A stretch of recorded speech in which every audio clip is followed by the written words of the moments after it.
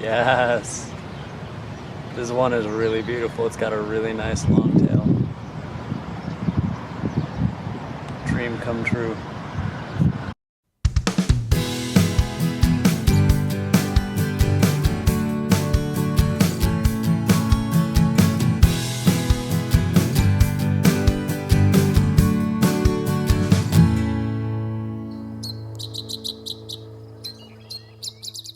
Sitting in the middle of the country, Oklahoma is a state that can often be overlooked. While it's assumed to be hot, flat, and similar to other south central states, Oklahoma actually contains a variety of beautiful habitats and creatures to call its own. Derek and I made a trip out to the Sooner State to spend some time searching for birds and other animals that call it home. On the way in, we made a pit stop to look at white birds we saw congregating on an island in a river. So on the way into Oklahoma, we were seeing a bunch of egrets flying overhead, and we decided to stop here because we saw this huge, massive egrets on this island, and we got a closer look, and they do turn out to all be cattle egrets. So they're a lot smaller than a lot of the other egrets you'll see, especially the greats, and they have some tannish color on the back as well. This spectacle was the perfect way to be welcomed to Oklahoma and a fitting beginning to our journey. Later that night, we met up with Alex, a graduate entomology student at Oklahoma State, and planned out our day. The next morning, we woke up excited to search around the Oklahoma State campus in Stillwater to see what we could find. Hey everyone, it's early morning in Stillwater, Oklahoma. We're going to be looking for insects, herps, birds. Hopefully we're going to get our first really good looks at a scissor-tailed flycatcher here in Oklahoma, and let's see what we can find. Our first stop before birding was Insect Adventure, where we learned about some of the moths and beetles that inhabit the area. So we are inside a giant light trap. So there's a black light on top, there's a funnel, so any insects that come to the black light fall in here and they're stuck here until the next day. So this is a white-lined sphinx moth. These are the biggest insects in the light trap at the moment.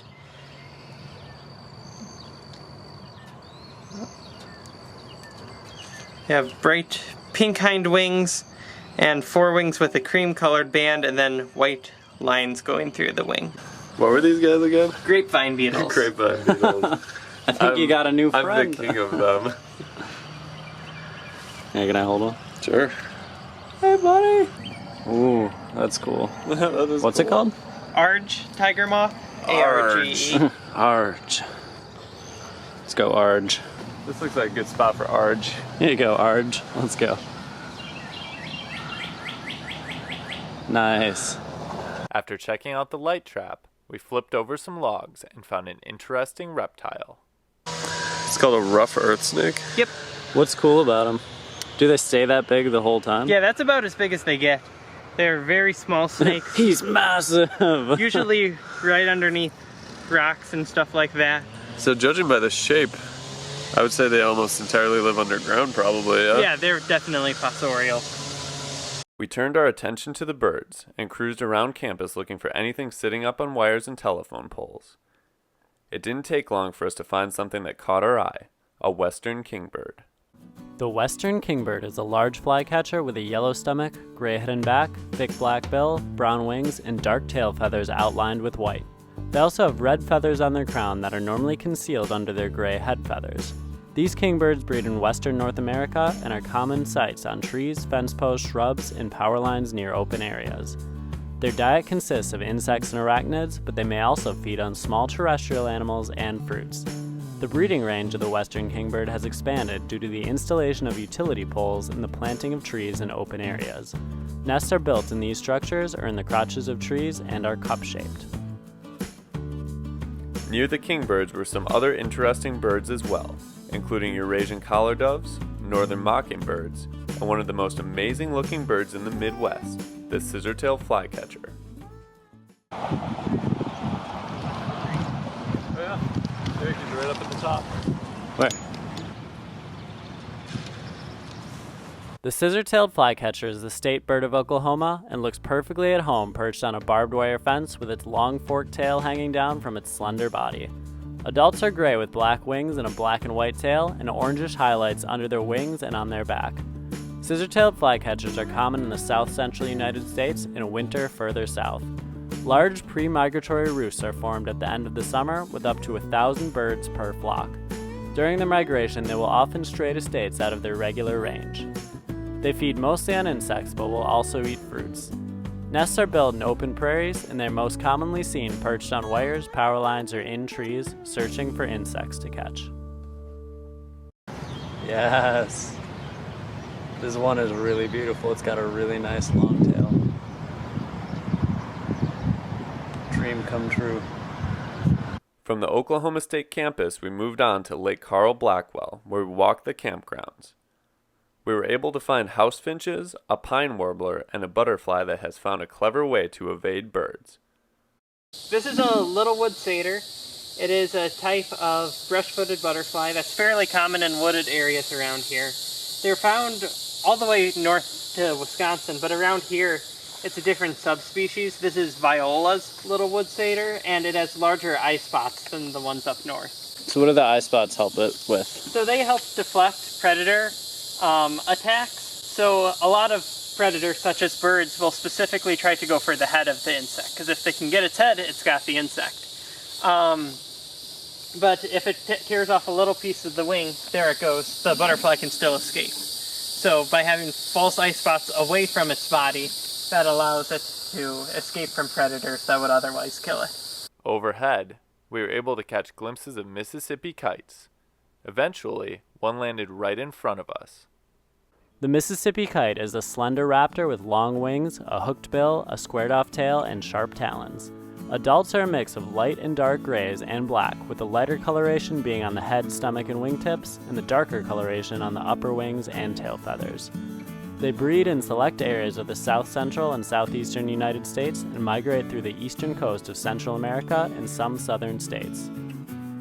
Their diet consists mostly of insects and small terrestrial animals, and they will soar high in the sky, often with other kites, to search for prey and then swoop down and extend their talons to catch it. Their nest is a shallow cup and can be built from as low as a few feet off the ground up to over 100 feet off the ground.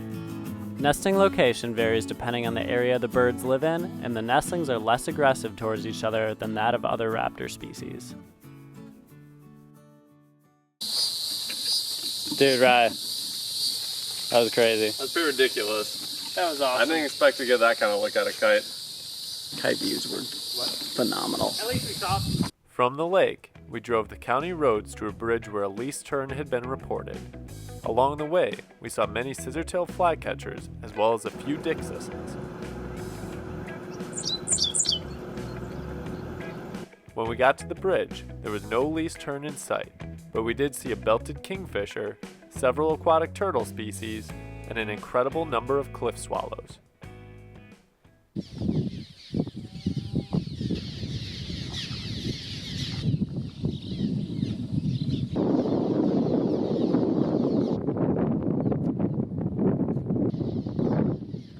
It's just insane. Look at them all. It's like a tornado.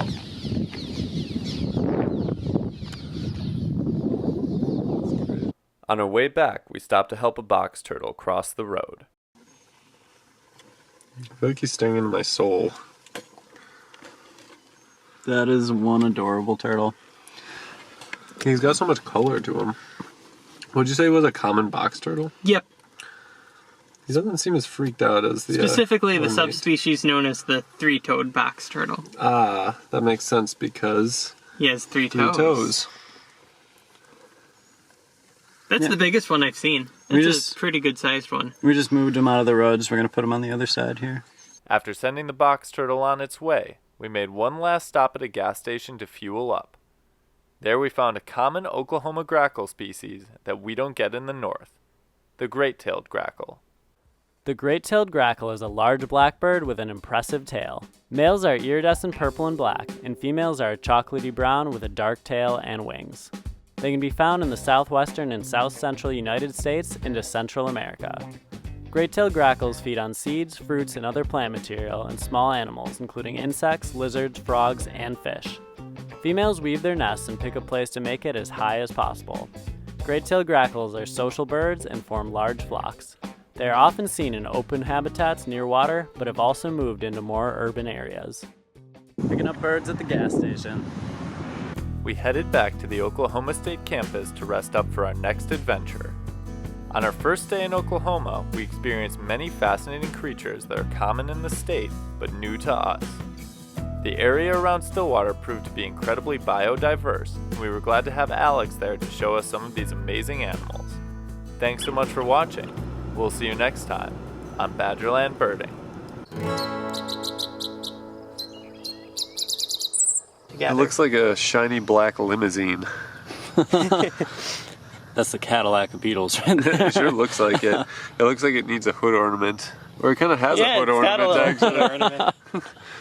Oh, you still have a green stink bug on you. Ah, here, hand it to me. The underside is like pink. You see that? Got him.